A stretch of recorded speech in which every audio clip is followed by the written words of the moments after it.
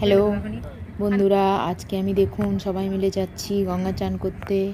আমার বাড়ির সবাই, আমরা দুর্গাপুরে থাকি। দুর্গাপুর থেকে আমরা বেরিয়েছি, আমরা কাটোয়ার উদ্দেশ্যে যাচ্ছি। কাটোয়া যাব, কাটোয়ার গঙ্গায় স্নান করব। এখন আমরা পৌঁছে গেছি মোটামুটি বর্ধমান থেকে এবার কাটোয়া যেতে হবে। দুর্গাপুর থেকে বর্ধমান গেছি, বর্ধমান থেকে কাটোয়া যাচ্ছি। কাটোয়াতে গঙ্গাতে আমরা স্নান করব। সেই জন্য আমরা বেরিয়ে গেছি, সকাল সকাল বেরিয়েছি, মোটামুটি 7টা সাড়ে 7টা নাগাদ বেরিয়েছি।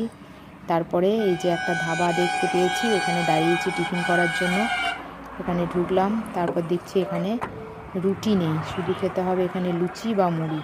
তো আমরা সঙ্গে করে কফি করে নিয়ে গেছিলাম, কফি ছিল আমাদের সাথে, আর ছিল চিড়ে ভাজা। চিড়ে ভাজা আর কফিটা আমরা এখন আপাতত খেলাম। লুচি আমরা খাবো না, রাস্তায় লুচি খেলে আমাদের প্রবলেম হয়, তাই লুচি খেলাম না। মুড়িও খেতে চাইলো না ছেলে। তারপরে আরও কিছুটা গিয়ে এখানে আমরা রুটি পেলাম। এই ধাবাটাও খুব সুন্দর, পরিষ্কার পরিচ্ছন্ন, খুবই সুন্দর দেখতে। এখানে আমরা রুটি আর পটলের তরকারি পেলাম। এটাতেই আমরা ব্রেকফাস্টটা সেরে নিলাম। তারপর আবার আমরা বেরিয়ে গেছি, দেখুন চলে এলাম এর মধ্যে আমরা গঙ্গার মধ্যে। গঙ্গাটা খুব খুব সুন্দর, পরিষ্কার পরিচ্ছন্ন ঘাট। এখানে মেয়েদের কাপড় ছাড়ার খুব সুন্দর জায়গা আছে। তো সবাই মিলে আমরা এখানে চলে এসেছি। এবার আমরা এখানে স্নান করব। জলটাও বেশ ভালো ছিল, ঠান্ডা ছিল, কিন্তু স্নান করে ভীষণ ভালো লাগলো। তারপরে এই জায়গাটা খুব সুন্দর, এখানে দাঁড়িয়ে আমরা অনেকগুলো ছবি টবি তুললাম এখানে। তারপর গঙ্গা স্নান করার পরে গঙ্গা জল নেব না, এটা তো হয় না, গঙ্গা জল নিতেই হবে। তারপরে আমরা স্নান টান করে নিলাম, করে তারপরে দেখুন আমরা এখানে একজন স্নান করছে, সবাই আমরা স্নান করছি। ভীষণ ঠান্ডা জল, বাপরে! তো কোনো ব্যাপার না, স্নান করার পরে ভীষণ ভালো লাগছিল। তারপরে বোতলে করে গঙ্গার জল নিলাম, আরও ক্যানে করেও নিয়েছি। এবার গঙ্গার জল ভরে নিয়ে তারপর আবার আমরা গাড়ির মধ্যে উঠে গেলাম। গাড়ি একদম গঙ্গা পর্যন্তই চলে গেছে, জল একদম বইতে হবে না। এখানে গিয়ে অনেকেই স্নান করছিল। তারপর এখানে কতগুলো হনুমান দেখতে পেলাম।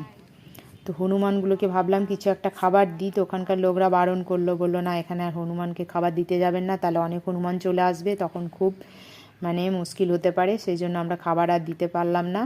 অনেকগুলো হনুমান এখানে ঘুরে বেড়াচ্ছে, এই দেখুন এরা ছোটাছুটি করছে। এখানে প্রচুর গাছও ছিল, এই গাছের মধ্যে ওরা থাকে হয়তো রাতের বেলায়। এখন এরা বেরিয়ে গেছে, এখানে এদিক ওদিক ঘোরাঘুরি করছে। আমাদের ভীষণ ভয় লাগছিল, তাও আমরা কিছুক্ষণ এখানে বসলাম। চুলটা প্রায় শুকিয়ে গেল, ভীষণ হাওয়া দিচ্ছিল। তারপরে আবার রাস্তায় আসছি, আস্তে আস্তে দেখুন গুড় তৈরি হচ্ছে এখানে, খেজুরের গুড়। শীতকাল মানে খেজুরের গুড়, দারুণ লাগে। এখানে এই যে উনুনগুলো দেখা যাচ্ছে, এখানে খেজুরের গুড় তৈরি হয়। আমাদের এখানে 150 টাকা কেজি, আমরা 120 টাকা করে পেলাম। আমরা 2 কিলো গুড় ওখানে কিনে নিলাম, জায়গা নিয়ে যায়নি, ওরাই জায়গা দিল।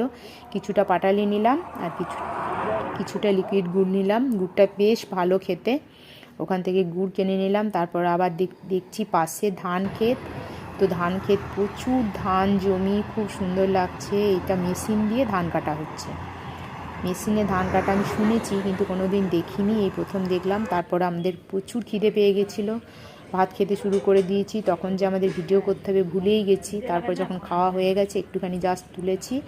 এখানে চারাপোনা মাছ, পিস মাছ দিয়ে আমরা লাঞ্চটা সারলাম। তারপর আমরা বাড়ি ফিরলাম 4টের সময়।